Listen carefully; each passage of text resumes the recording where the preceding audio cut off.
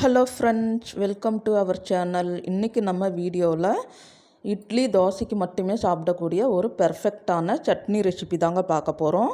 இது எப்படி செய்யலான்றதை வாங்க வீடியோக்குள்ளார போய் பார்க்கலாம். ஃபஸ்ட்டு நம்ம வேர்க்கடலையை வறுத்து எடுத்து வச்சுக்கோங்க. இன்னும் கொஞ்சம் வெள்ளையாக இருக்கும்போதே நீங்கள் வறுத்து எடுத்துகிட்டு ஆற வச்சுட்டு நல்லா தோலை நீக்கிட்டு எடுத்து வச்சுக்கோங்க. ஒரு கடாயை அடுப்பில் வச்சுட்டு ஒரு 2 ஸ்பூன் எண்ணெய் சேர்த்துக்கோங்க. காரத்துக்கு தேவையான அளவு பச்சை மிளகாய் சேர்த்துக்கோங்க.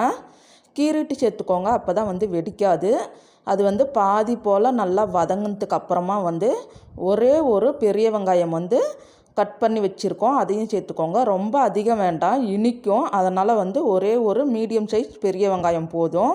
ஒரு 10 பல் பூண்டு, 1 இன்ச்சு இஞ்சியை சேர்த்துட்டு ஒரு 30 செகண்டு போல் வதக்கி விட்டுட்டு அடுப்பை சிம்லேயே வச்சுக்கோங்க. ஒரு சின்ன கோலி குண்டு அளவுக்கு புளியை எடுத்து நல்லா கழுவிட்டு சேர்த்துக்கோங்க. புளியை சேர்த்ததுக்கப்புறமா ரொம்ப நேரம் வதக்க வேணாம். ஒரு வதங்கினதுக்கு அப்புறமா நல்லா ஆற வச்சுட்டு ஒரு மிக்ஸி ஜாரில் சேர்த்துக்கோங்க. அது கூடவே நம்ம வறுத்து தோல் நீக்கி வச்ச நிலக்கடலை, ஒரு 100 கிராம் பொட்டுக்கடலை, 100 கிராம் வேர்க்கடலை சேர்த்துக்கோங்க. அதே அளவுக்கு அரை மூடி தேங்காய் துருவல் சேர்த்துக்கோங்க. இது கூடவே உப்பு சேர்த்துக்கோங்க. சேர்த்துட்டு தண்ணி ஒரு அரை டம்ளர் 100 மில்லி தண்ணி சேர்த்துட்டு நல்லா அரைச்சி எடுத்துக்கோங்க. ரொம்ப நேரம் அரைக்கக்கூடாது. பல்ஸ் மோடில் விட்டு விட்டு எடுத்திங்கன்னா சூடு ஏறாது. அப்போ தான் சட்னி டேஸ்ட்டாக இருக்கும். பாருங்கள், கொஞ்சம் திரியாக இருக்கும்போது மல்லி இலை நல்லா ஒரு கைப்பிடி அளவுக்கு நல்லா அலசி வச்சுருக்கோம், அதையும் சேர்த்துக்கலாம். மல்லி இலை சேர்த்ததுக்கப்புறமா நீங்கள் ரொம்ப நேரம் சுற்றி விடக்கூடாது. ஒரு 2-3 பல்ஸ் மோடு விட்டுட்டு எடுத்திங்கன்னா இந்த மாதிரி லைட்டாக திரியாக இருக்கணும். அப்போ தான் சட்னி சாப்பிட்றதுக்கு டேஸ்ட்டாக இருக்கும்.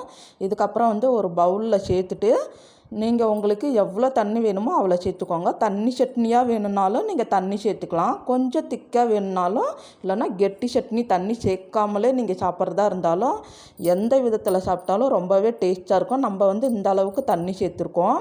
இதுக்கப்புறமா ஒரு தாளிப்பு கொடுத்துடலாம். ஒரு கரண்டியை அடுப்பில் வச்சுக்கோங்க. 2 ஸ்பூன் எண்ணெய் சேர்த்துக்கோங்க. அரை ஸ்பூன் கடுகு உளுத்தம்பருப்பு சேர்த்துட்டு நல்லா பொரிஞ்ச உடனே ஒரு 3 காய்ஞ்ச மிளகாய் கிள்ளி சேர்த்துட்டு ஒரு கொத்து கருவேப்பிலை சேர்த்துட்டு 1/4 ஸ்பூன் போல் பெருங்காயம் சேர்த்துட்டு சட்னியில் சேர்த்துட்டிங்கன்னா சூப்பரான வேர்க்கடலை சட்னி ரெடி ஆகிடுச்சு. ஹோட்டல் ஸ்டைலில் இருக்கிற மாதிரியே இருக்குங்க. கண்டிப்பாக ட்ரை பண்ணி பாருங்கள். இந்த வீடியோ உங்களுக்கு யூஸ்ஃபுல்லாக இருக்குன்னு நம்புகிறேன். இந்த வீடியோ பிடிச்சிருந்துச்சுன்னா மறக்காமல் லைக் பண்ணி ஷேர் பண்ணி விடுங்க. நம்ம சேனலை சப்ஸ்கிரைப் பண்ணாதவங்க சப்ஸ்கிரைப் பண்ணிக்கோங்க. அப்படியே பக்கத்தில் உள்ள ஆளுங்கிற பட்டனையும் கிளிக் பண்ணிக்கோங்க. தேங்க்யூ.